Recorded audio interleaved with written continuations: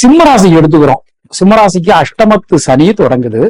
Meanwhile ராசிக்கு சர்ப்ப கிரகமான கேதுவும் வர.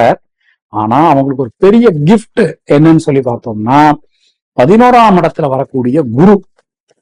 சோ டெஃபினட்டா சிம்ம ராசியோ அல்லது நீங்க சிம்ம லக்னமோ கண்டிப்பா இந்த வருஷம் காதல் வலையில் விழுவீர்கள். காதல் வெற்றி அடையும். இருவீட்டார் சம்மதத்தோட நம்ம லவ் மேரேஜ்ல போய் முடியும். துளாராசிக்காரங்க எடுத்துக்கிறோங்க.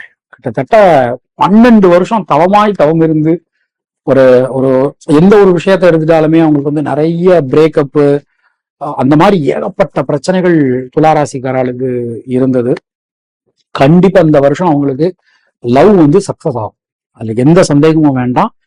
யாரோ ஒருத்தர், அவங்க எல்லாம் யாருன்னே தெரியாது, அவங்க எல்லாம் நம்ம நாடோடிகள் சசிகுமார் டீம் மாதிரி யாரோ துளாராசிக்காரங்களுக்கு ஹெல்ப் பண்ணி அந்த லவ் சக்சஸ் ஆகக்கூடிய தன்மை கண்டிப்பான முறையில உண்டு.